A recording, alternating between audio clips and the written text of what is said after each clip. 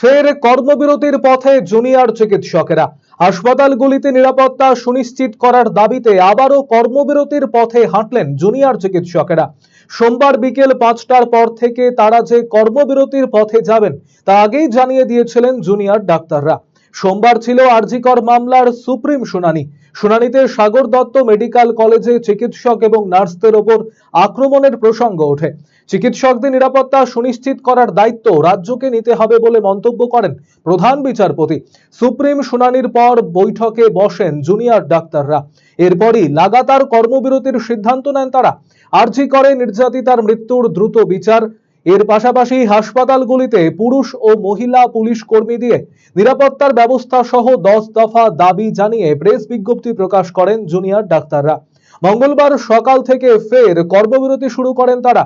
2রা October মহা মিছিল করবেন জুনিয়র ডাক্তাররা। তারপরই তাদের পরবর্তী কর্মসূচির রূপরেখা ঠিক করা হবে বলে জানিয়েছে জুনিয়র ডাক্তার ফ্রন্টের অনিকেত মাহাতো।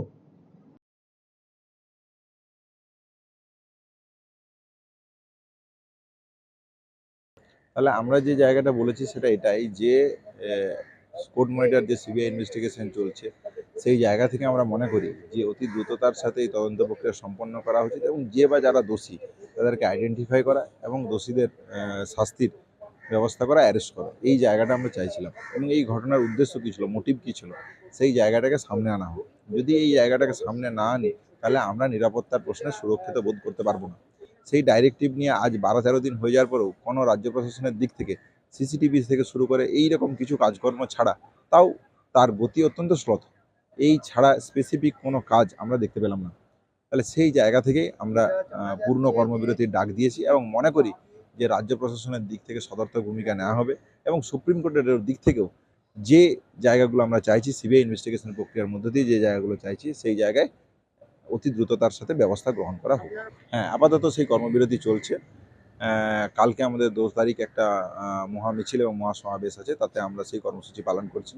বাকি যাবতীয় কর্মসূচি তার পরবর্তী রূপরেখা মিছিলের পর সমাবেশের থেকে তারপর আমরা আলোচনা করে জানাবো।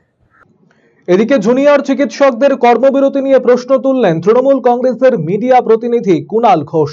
মুখ্যমন্ত্রী উদ্যোগ নিয়ে জুনিয়র চিকিৎসকদের সঙ্গে আলোচনা করে সমস্যার সমাধানে পদক্ষেপ গ্রহণ করেছেন। পুজোর মরশুম এবং রাজ্যে বন্যা পরিস্থিতির মাঝে জুনিয়র চিকিৎসকদের আবারও কর্মবিরতিতে যাওয়া অনভিপ্রেত বলে আখ্যা দিয়েছেন কুণাল ঘোষ। এটা কি হচ্ছে?